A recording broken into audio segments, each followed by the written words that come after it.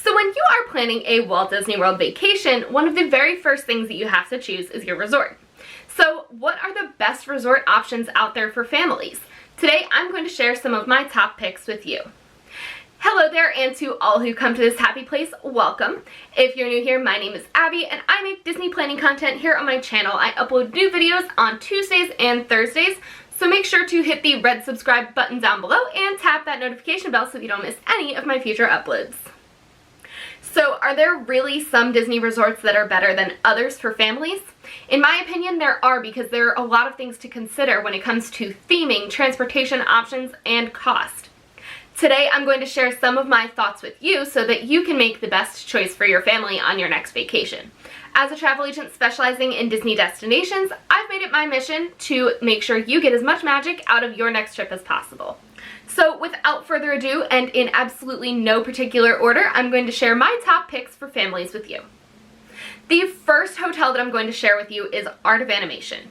Now, if you have seen any advertising for Disney lately, you've probably seen pictures of Art of Animation because it's one of the most recent resorts and it's so cool. It's like a theme park all in its own. I have stayed here twice. I've done a Finding Nemo family suite, which sleeps up to 6 guests and is great for larger parties. And I've also done the Little Mermaid standard rooms, which were a really great budget-friendly option, even though you want to stay at one of the top value resorts. This is the only value resort with a splash pad at its main pool area. Now, the main pool area will be going down for renovation in fall of 2020, and we don't have a reopening date, so that is something to consider if you're planning a 2020 trip. But the Skyliner transportation is going to be opening here at the end of September, so that's going to make this resort even better than it already is. We really like the food court at this location, and there is Disney everywhere you look. It's incredible. There's a Cars area, a Finding Nemo area, a Lion King area, and a Little Mermaid area. And in each area, you feel like you're part of the movie. It is so cool how they bring all of the theming together into one resort.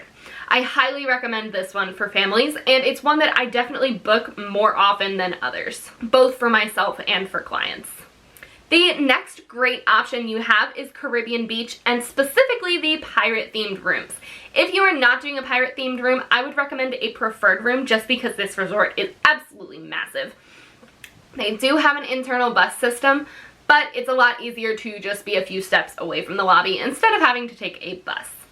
The pool here is also really cool. It follows the pirate theme as well, so if you are in one of those pirate rooms, the theme is super cohesive throughout. The main area of this hotel also got a refurbishment last year and is getting raving reviews at their new restaurant, Sebastian's Bistro, and I'm seeing really good things about the renovation overall because the whole kind of lobby, gift shop, arcade area got a facelift. If you're taking pirate fans to Disney, I think this is the perfect choice for you, and it also ties in with Pirates League over at Magic Kingdom, so that could be a really fun addition to your trip as well.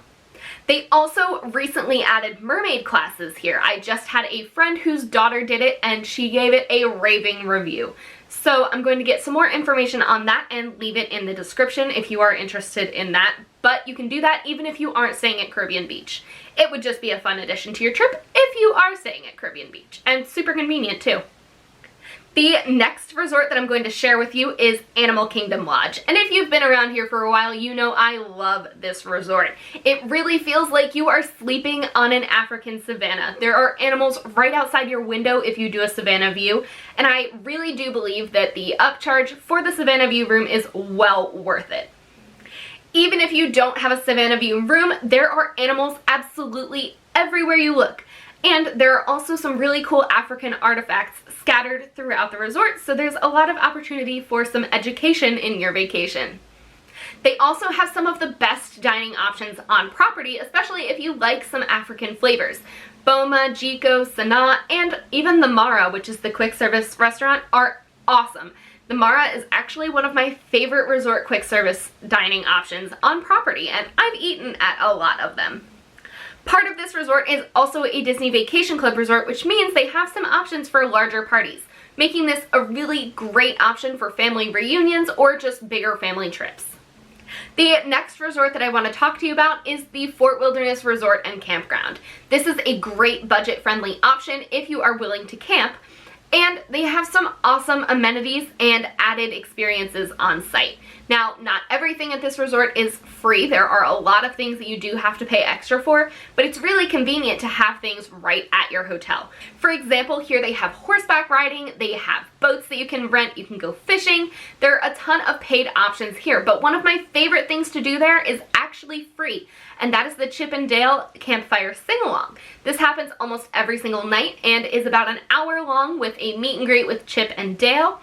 And you can buy some more stuff. I highly recommend bringing your own because it is pretty expensive, but following the sing-along with Yeehaw Bob, you get to watch a movie under the stars.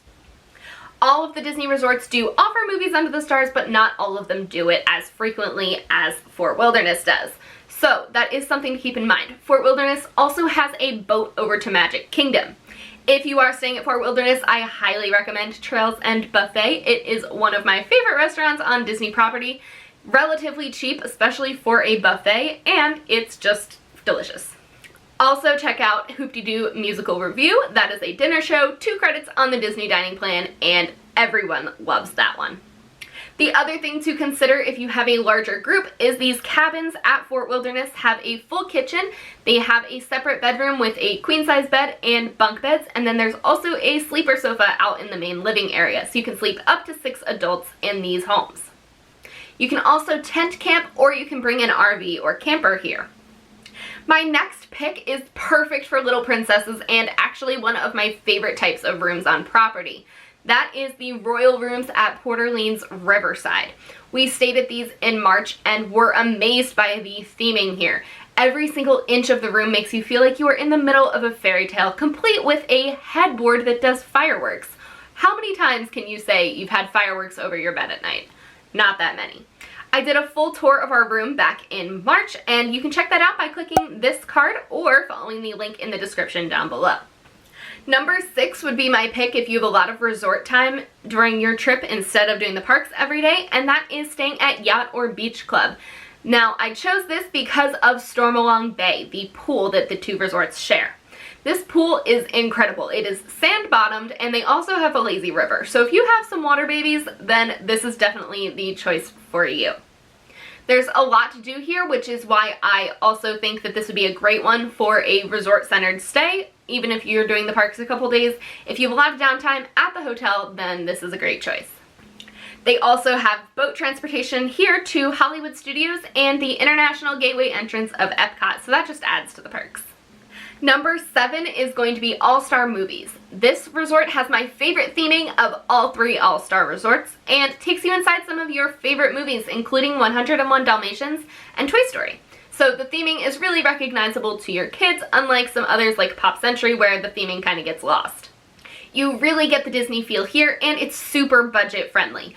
We're staying here for the first time in August, and I'm super excited to check it out. Make sure that you stay tuned because I'm going to be doing a full room tour of our refurbished room when we get there. My choices for 8, 9, and 10 are the Monorail Resorts, and it's mostly out of convenience. The Contemporary is the only resort that you can currently walk to Magic Kingdom from, which makes it ideal for families. All 3 Monorail Resorts, so Contemporary, Grand Floridian, and the Polynesian, also have character dining within them, which makes it super easy to get some of those characters done before you head into the parks. That way you aren't wasting park time in line for characters, and you're also not wasting fast passes. Polynesian definitely has my favorite theme, and especially for kids, they have a great pool there. But all 3 of the Monorail resorts are absolutely beautiful, incredible, and you really can't go wrong either way. So there you have it, my top 10 picks for families staying at a Walt Disney World resort. I would love to hear your thoughts in the comments down below. Is there a resort that didn't make my list that would make yours? I'd love to hear your thoughts and have a conversation in the comments. This is just another video in my Mickey with Littles series, so make sure to check out this playlist here for the rest of the videos. And on Thursday, I'm going to be sharing my thoughts on dealing with meltdowns in Walt Disney World. I have a ton of great content coming related to taking small kids to Disney, so you definitely want to make sure that you are subscribed with your notification bell on so that you don't miss any of those future videos. And I haven't mentioned it before, but if you do watch this video and comment within the first 24 hours, you are entered to win a gift card at the end of every month. Everyone who entered will get put into a jar and I will pick a name and give you a Disney gift card. So, with that being said, I will talk to you guys again on Thursday with my next video.